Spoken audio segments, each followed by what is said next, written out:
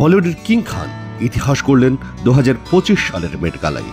প্রথমবারের মতো বিশ্বের সবচেয়ে মর্যাদাপূর্ণ ফ্যাশন ইভেন্টের লাল গালিচায় হাঁটলেন শাহরুখ খান। আর সঙ্গে সঙ্গে ভেসে উঠল 90-এর দশকের সেই অমলিন নস্টালজিয়া।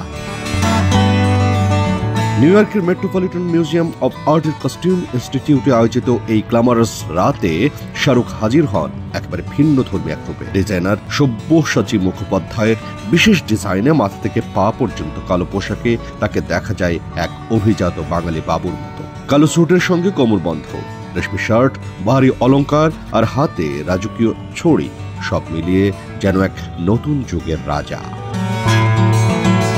তার ভিনেক শার্টের সামনে কে লেখা পেন্ডেন্ট ছিল আলোচনার শীর্ষে। অভিজাত ফ্যাশনের সাথে গড়া এই উপস্থিতি শুধু মেট গালার রেড কার্পেটই নয়, বিশ্ব মিডিয়াতেও ছড়িয়ে দেয় শাহরুখের বাদশাহী হাওয়া।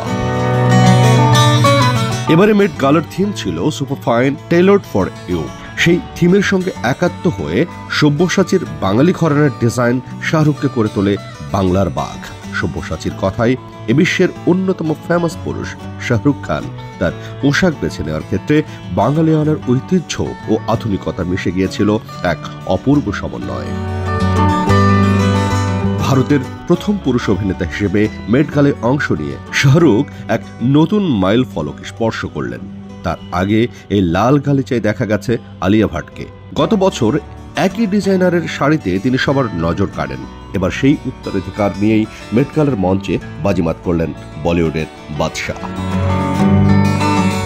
এবারের আয়োজনে শাহরুখ ছাড়াও উপস্থিত ছিলেন প্রিয়াঙ্কা চোপড়া ও কিয়ারা আদভানি। তবে সবার নজর কাড়লেন শাহরুখই। বাদশাহ স্টাইল, বাঙালিয়ানার ছোঁয়া আর বিশ্বমঞ্চে এক অনন্য উপস্থাপনায়।